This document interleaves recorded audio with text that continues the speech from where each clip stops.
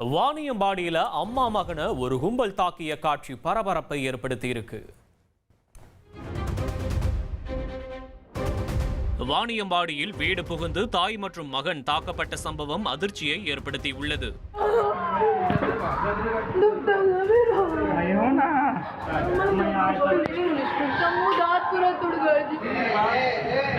வாணியம்பாடியைச் சேர்ந்த ரூபனாவின் முதல் மகன் புர்ஹான் தனியார் கல்லூரியில் வகுப்புகளை முடித்து வீடு திரும்பிய போது சில இளைஞர்கள் புர்ஹானை வழிமறித்து பணம் கேட்டு மிரட்டியதோடு செல்போனை பறித்ததாக கூறப்படுகிறது. தொடர்ந்து மாணவரின் வீட்டிற்கு சென்ற அந்த கும்பல் ஆபாச வார்த்தைகளால் தாய் மகனை திட்டியதோடு இரும்பு கம்பியால் தாக்கியுள்ளனர்.